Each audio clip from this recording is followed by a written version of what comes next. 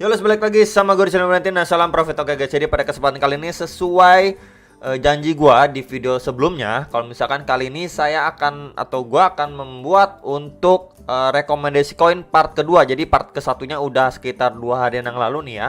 Jadi yang part 1 itu yang belum tahu itu di antara ranking 1 sampai ranking 10 ini saya pilih 2. Nah, kemarin sudah saya infokan secara fundamental juga secara teknikal ya. Jadi di video ini buat yang belum tahu. Nah, sekarang ini saya akan buatkan part keduanya. So, kalau misalkan nanti kalian merasa ini lumayan terbantu ataupun bisa menjadi bahan pertimbangan lain ya.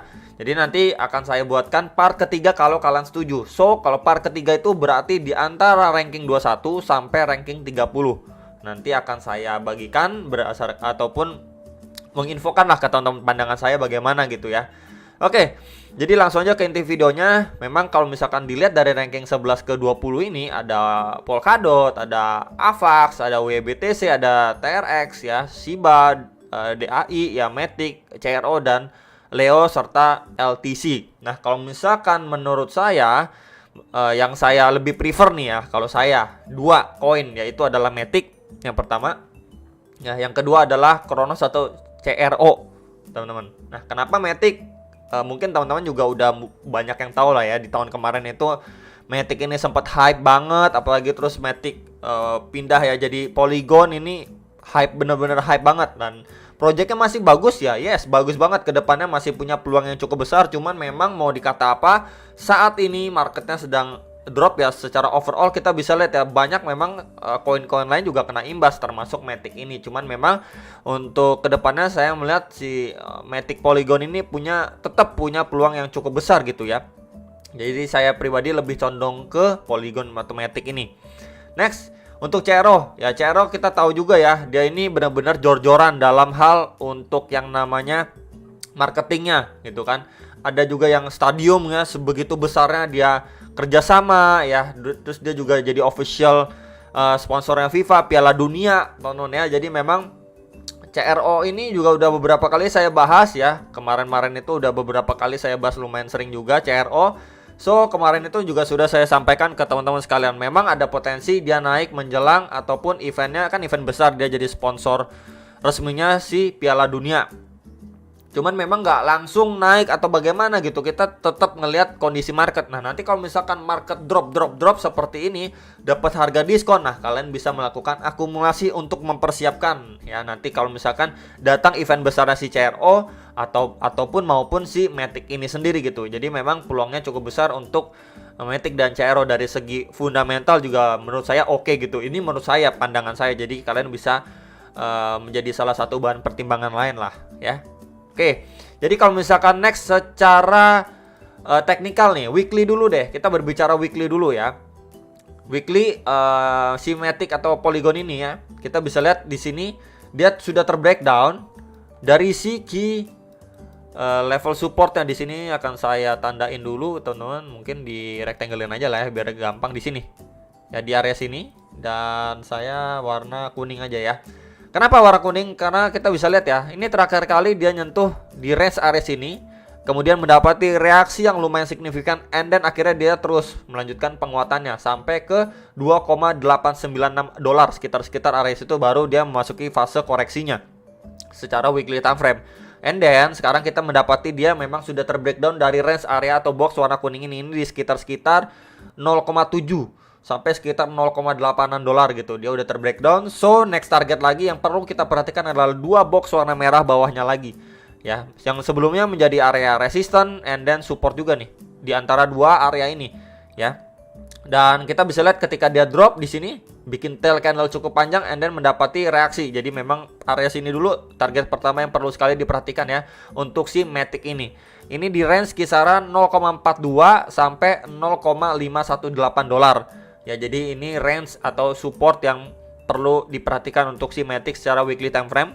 Next lagi di area sini ya, ini di kisaran 0,25 sampai $0,313. Ya, jadi bisa diperhatikan terlebih dahulu untuk the next 2 area support yang cukup kuat untuk si Matic secara weekly time frame.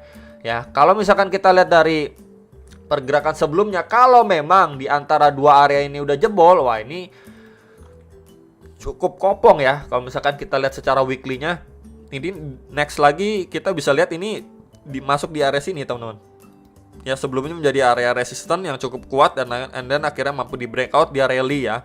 Ini di 0,032 sampai di 0,045 dolar, bisa bayangin guys ya. Jadi memang ini adalah the next dua area support yang sangat-sangat penting untuk si Matic secara weekly time frame. Kalau misalkan dia terbreakdown dari bawahnya ini ya teman-teman, di box warna merah bawah ini, wah ini bisa terjun bebas guys ya.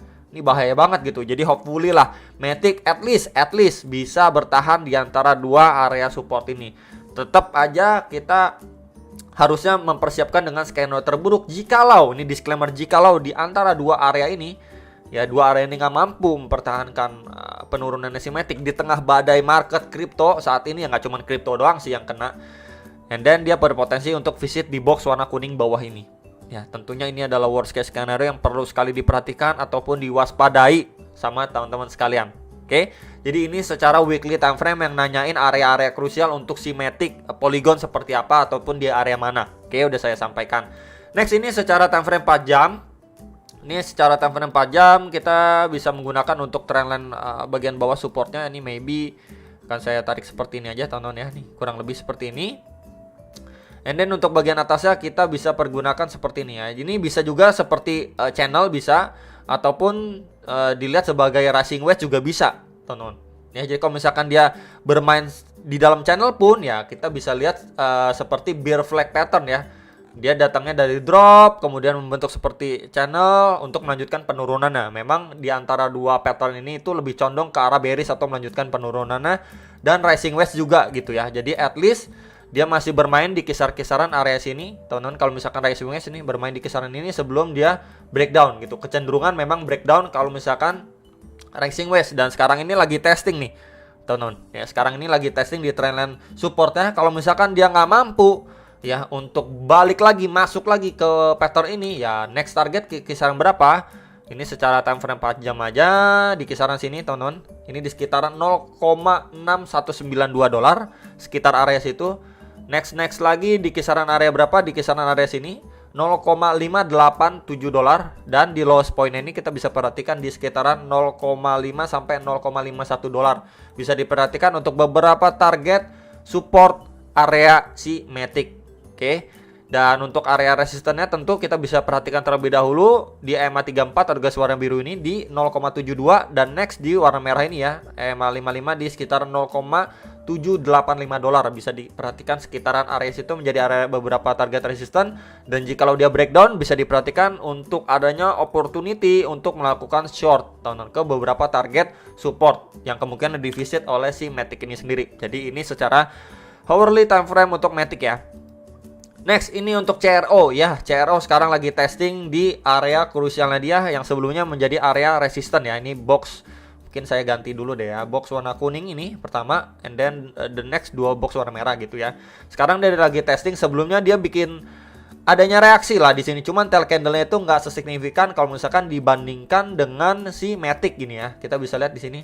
Tail candle-nya ini cenderung lebih panjang secara weekly time frame dibandingkan dengan CRO gitu ya. Mungkin ya belum ada event yang bagaimana lah untuk CRO, dan kita tahu juga event untuk Piala Dunia kan masih lumayan lama lah ya, beberapa bulan ke depan. Jadi kita bisa perhatikan dulu range area ini tuh 0,17 sampai 0,198 dolar. Ini menjadi area pertama yang benar-benar harus diperhatikan untuk CRO secara weekly time frame. Next lagi di box warna merah ini di sekitaran 0,126 sampai kisaran 0,145 dolar untuk si CRO. Jadi bisa diperhatikan terlebih dahulu untuk the next target yang sebelum jadi support dan resisten. Kalau misalkan area box warna kuning ini nggak mampu dipertahankan atau di maintain oleh si CRO.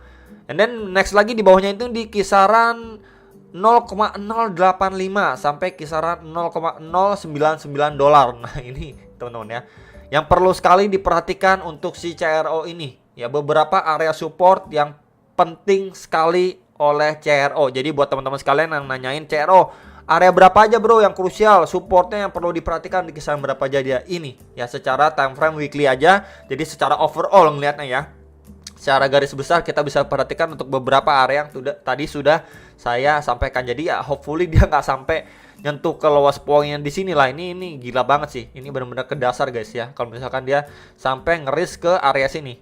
Ya ini di sekitar 0,051 sampai 0,063 dolar gitu ya. Jadi semoga nggak nyampe area sini, cuman ya kisaran dua area sini aja, kemudian bisa melanjutkan penguatannya kembali gitu ya. Tentunya tetap persiapkan untuk skenario terburuk untuk CRO secara weekly time frame. Kita bisa lihat juga ini 1 2 3 4 5 6 7. Udah 7 candle merah dan ini the next candle 8 candle merah berangsur-angsur secara weekly si CRO. Jadi ya semoga soon kita lihat setidaknya si CRO ini ada yang namanya sideways dulu lah seperti ini nih. Ya, setelah dia dibanting turun sideways dulu lah, muncul bullish candle, jadi bisa dimanfaatkan opportunity jangka pendeknya lah ya. Ini untuk si CRO time frame weekly, dan tambahan untuk si CRO time frame 4 jamnya ya dia bermain di dalam channel, bisa dibilang juga seperti bear flag pattern. Kalau bear flag pattern itu untuk melanjutkan penurunan ya guys ya. Jadi dia drop gini kemudian bermain di sebuah channel untuk bisa melanjutkan penurunannya kembali. Ya, jadi kurang lebih seperti itulah gambarannya kalau bear flag pattern untuk secara time frame 4 jamnya nih ya. Kita bisa lihat juga untuk the next area yang perlu diperhatikan adalah supportnya di trendline ini ya. Ini di sekitar 0,184 dolar, sekitar area situ. Kalau dia breakdown kemungkinan dia akan testing dulu, ataupun support yang perlu diperhatikan ketika breakdown itu di 0,174 dolar, dan di loss point itu di sekitaran 0,168 dolar. Bisa diperhatikan area situ teman-teman ya. Tapi kalau misalkan dia masih yang namanya mengalami pemantulan teman-teman ya, mantul seperti ini, bisa diperhatikan untuk EMA 34 dan 55 seperti biasa, dan range-nya itu di sekitar 0,21 dolar untuk si CRO time frame 4 jamnya. Bisa diperhatikan ya kalau misalkan dia breakdown berpotensi untuk testing di beberapa area support, dan kalau misalkan dia masih bermain di dalam channelnya kemudian dia mantul, bisa diperhatikan untuk area bagian atas dari si trend resisten ini atau si channel ini ya. Jadi itu aja teman-teman yang bisa saya sampaikan untuk si CRO dan juga Matic ya. Jadi ini adalah dua koin yang berfundamental oke menurut saya dan punya peluang cukup bagus. Jadi kalau disuruh pilih di antara ranking 11 sampai 20, saya pribadi lebih condong ke Matic dan CRO, teman-teman. Ya. Jadi itu pendapat dari saya. Kalian bisa analisa kembali sebelum make decision atas transaksi kalian masing-masing dan atas keputusan yang akan kalian ambil ke depan. Semoga bisa bermanfaat video ini dan sampai jumpa untuk next video. Salam profit.